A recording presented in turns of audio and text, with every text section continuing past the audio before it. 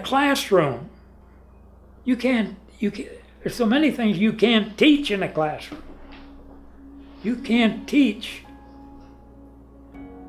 selflessness in a classroom. You can't teach giving more so someone else can be as good as you are. You don't, in a classroom you can, yes, reach over to that one that doesn't understand and help him understand.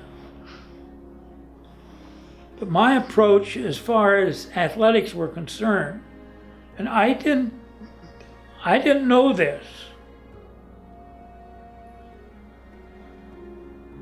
I didn't know this when I first started coaching. Was I coached with maybe the best football coach I have ever known in my life.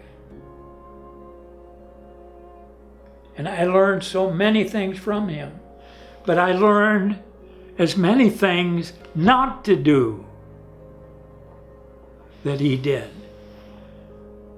And I don't think I had an epiphany or anything like that that said, hey, you're in a position that this is what you should be doing. And I did grow up, I could not cheat. I mean, my mother, if she ever caught you cheating, and that was one of the things that was so important to me that if I could pass that on to other boys, young men who are great men, that was an accomplishment. I coached boys that could not play football for any other coach in Wayne County because they were not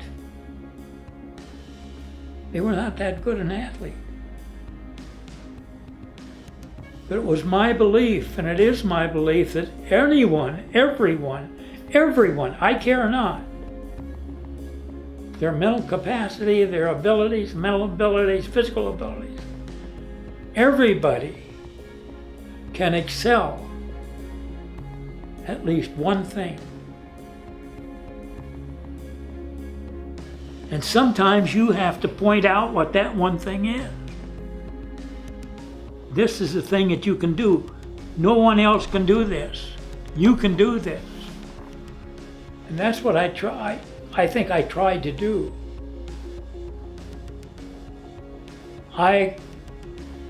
Mike talked about the meetings we have.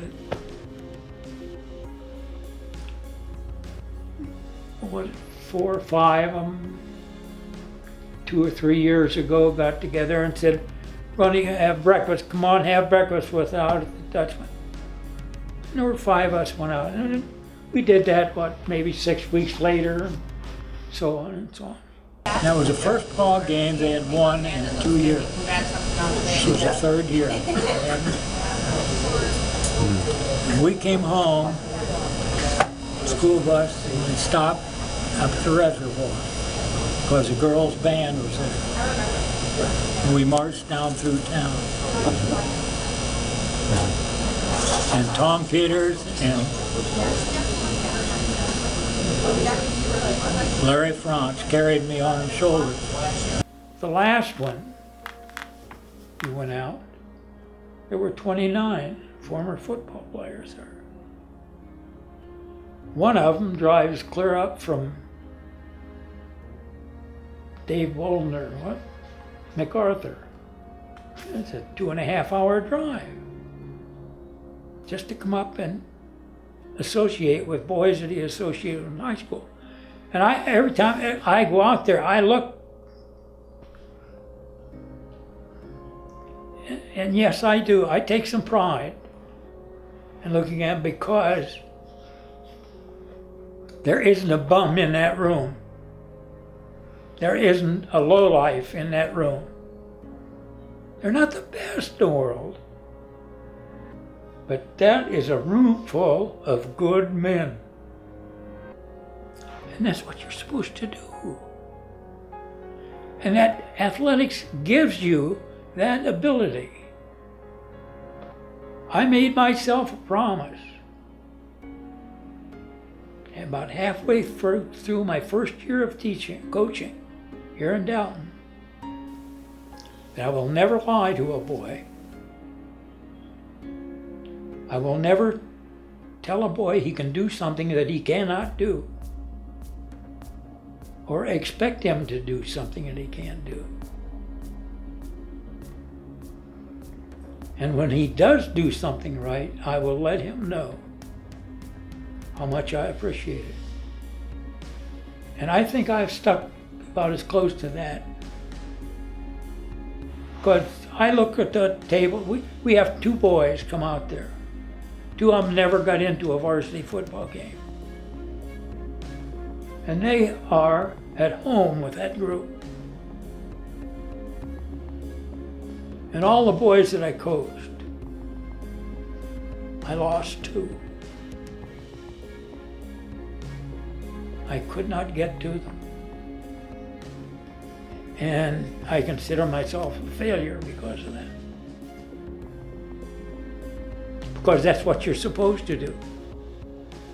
That's what extracurricular activities were placed in the school for, to reach those people that couldn't be reached in the classroom, to help them grow.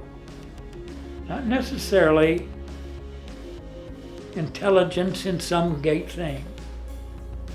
We have taken boys and played football for us, and they played 2 or 3 years.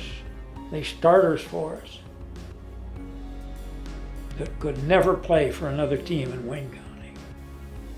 And they are successful people today.